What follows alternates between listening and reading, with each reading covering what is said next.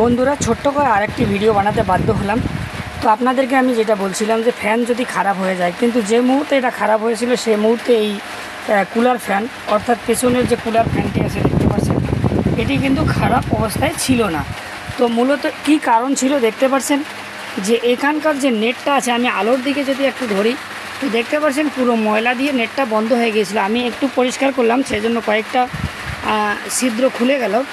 তো আসলে আমাদের কিন্তু মূলত এই দিক দিয়ে বাতাস ভেতরে ইন করে এবং বডির পাশ দিয়ে সেই বাতাসটা বেরিয়ে যায়, অর্থাৎ মোটর বডিকে ঠান্ডা করে।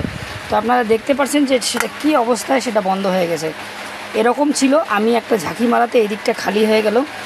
তো আপনাদের সামনে ভাবলাম যে সেটাকে শেয়ার করে নিই, কারণ এই বিষয়গুলো অবশ্যই জানকারির খুব প্রয়োজন। কারণ আমরা শুধু কাজ করি বা কাজ করতে জানলে হবে না, কারণ সমেত জানতে হবে সেটা। কারণ পরবর্তীতে যাতে আমাদের কোনো ধরনের অসুবিধা না হয়, কেউ যাতে কোথাও গিয়ে প্রশ্ন করলে সেই ধরনের কোনো যাতে আমরা হোপলেস হয়ে না যাই যে আমি এর জবাবটা কী দেবো।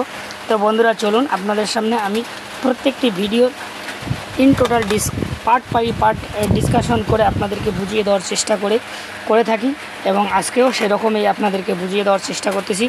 তো মূলত আমার সম্ভাবনা যেটা, সেটা কিন্তু এই মোটরের বেয়ারিং খারাপ হয়নি, বেয়ারিং ঠিকই আছে। মূলত খারাপ হয়ে গেছে যে পেছনে যে ছিদ্রগুলো থাকার প্রয়োজন ছিল, যেটা থেকে আমাদের মোটর ফ্যানের কাছে কুলার ফ্যান যে বাতাসটাকে টানতো এবং মোটরের বডি দিয়ে পাস করতো, সেটি কিন্তু টানতে পারেনি। আর সে কারণে মোটরটি ওভারহিট হয়ে যায় এবং কয়েল সমেত সমস্ত কিছু একসঙ্গেই পুড়ে যায়। ধন্যবাদ বন্ধুরা, আমার আগের ভিডিওর জন্য অপেক্ষা করুন। আমি আবারও কিছু আপনাদের বিভিন্ন কারণ সমেত আলোচনা নিয়ে আসবো আবার নতুন কোনো ভিডিওর সঙ্গে। ততক্ষণ পর্যন্ত জয় হিন্দ,